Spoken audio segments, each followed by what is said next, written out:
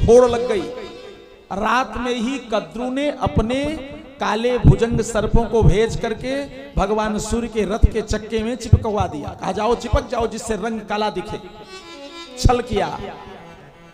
कद्रू के बेटे सर्प जाकर के चिपक गए और जब सर्प चिपक गए तो प्रातः काल सवेरा हुआ।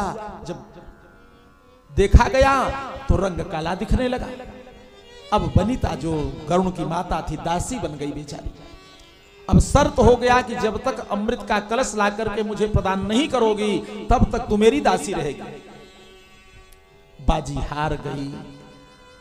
अच्छा जब वनिता दासी बन गई, मां दासी है तो पुत्र को भी दास बनना पड़ा।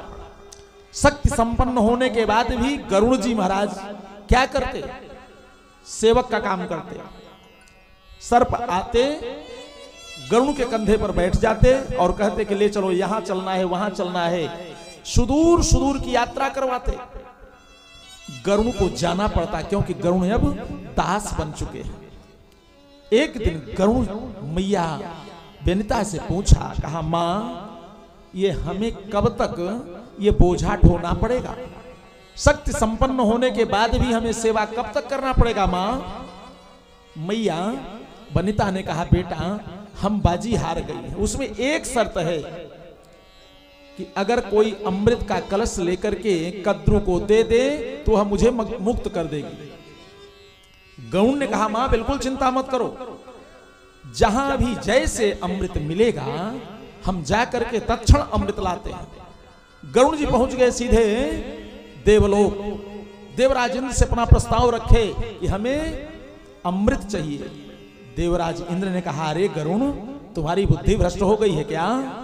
ये अमृत केवल और केवल देवलोक में रहता है, वह भी केवल और केवल देवताओं को भी प्राप्त होता है और किसी को नहीं मिल सकता अमृत।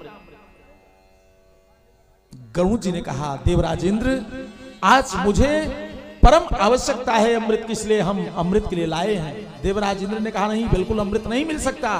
कहा आज हम अमृत ले जाएंगे चाहे जो भी हो जाए। सारे देवता लड़ने के लिए तैयार हो गए, लेकिन गरुण जी समझ गए कि देवता तो एक हो चुके। गरुण जी भी अपने रूप में आकर के और एक झपट्टा मारे अमृत का कलश ले लिए। देवता युद्ध में पार नहीं पाए गरुण से। जब गरुण के हाथ में अमृत आ गया